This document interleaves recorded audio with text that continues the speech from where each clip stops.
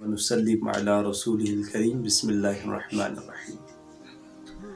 رمضان المبارک میں عبادت کیسے بڑھائی جائے، اس کے لیے آسان طریقہ یہ ہے، اگر آدمی کی بہت زیادہ مشغولی ہے، کوئی بہت زیادہ عذر ہے جس کی وجہ سے آدمی عبادت نہیں کر سکتا، تو اس کے لیے آسان طریقہ کار یہ ہے کہ نماز میں اگر 3 تسبیحات پڑھ رہا ہے تو 5 تسبیحات کر لے، اگر 5 کر رہا ہے تو 7 کر لے۔ اور اگر آدمی کے ذکر و اذکار کا یہ معمول تھا کہ ذکر و اذکار 33 مرتبہ کر رہا تھا، تھوڑا سا بڑھا کے 50 کر لے۔ اگر آدمی 50 کر رہا تھا تو 100 تک لے کے جائے۔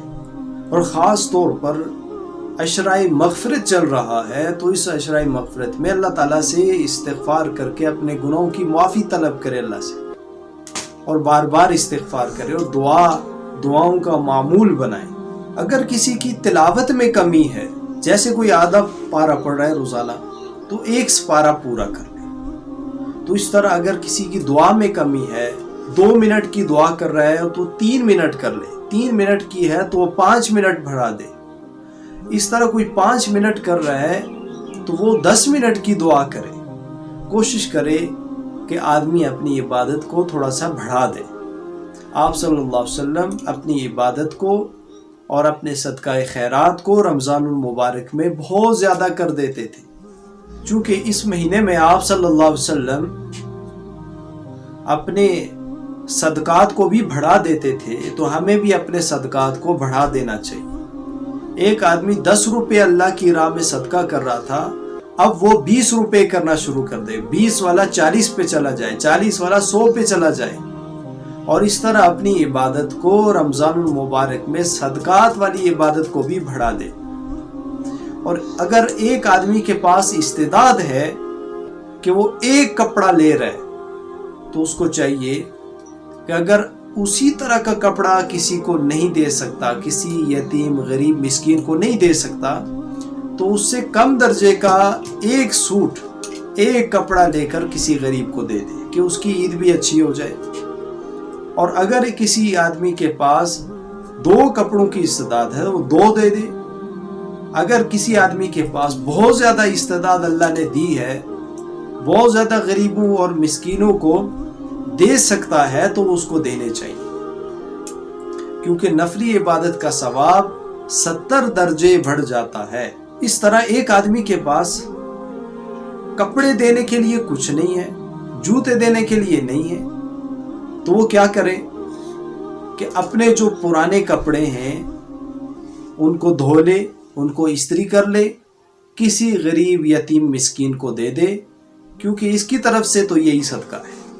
اچھا، صدقہ جو ہے وہ غریب بھی دے سکتے ہیں اور امیر بھی دے سکتے ہیں۔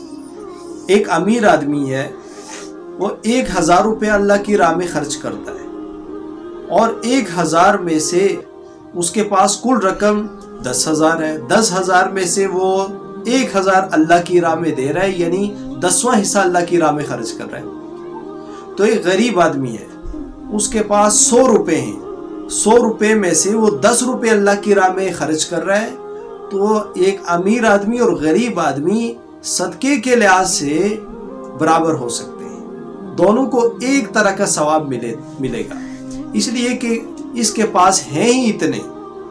ایک بات یہ ذہن میں رہے کہ غریبوں کو آدمی تلاش کرے، سب سے پہلے اپنے قریبی عزیز رشتہ داروں کو تلاش کرے کہ ان میں کون سب سے زیادہ مستحق ہے۔ اس طرح فطرانہ بھی ہے، اور کیونکہ پڑوسیوں کے 3 درجے ہیں۔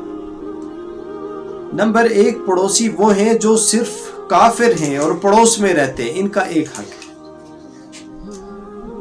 جو مسلمان بھی ہوں اور پڑوس میں بھی رہتے ہوں، ان کے 2 حق ہیں۔ جو پڑوس میں بھی رہتے ہوں، مسلمان بھی ہوں، رشتہ دار بھی ہوں، ان کے ہمارے اوپر 3 حق ہیں۔ اس لیے ہم پڑوس کا لحاظ کریں اور غریبوں کو تلاش کریں کہ کون سب سے زیادہ مستحق ہے۔ دیکھیں، ہمارے بچے بھی صدقہ کر سکتے ہیں، اور بچوں کے صدقہ کرنے کا طریقہ یہ ہے کہ ایک بچے کو اگر 100 روپے روزانہ ملتے ہیں، تو اس میں سے وہ 10 روپے اللہ کی راہ میں خرچ کرتا رہے، تو مہینے میں 300 روپے اللہ کی راہ میں خرچ کرے گا۔ اگر یہ نہیں کر سکتا سارے جمع کر کے کسی کو کوئی چیز لے کے دے دے. اگر جس بچے کو 50 روپیہ ملتا ہے وہ 150 روپے اللہ کی راہ میں خرچ کرے گا. تو اس طرح ہم اپنے بچوں کو اس بات کی ترغیب دے سکتے ہیں کہ اللہ کی راہ میں خرچ کریں.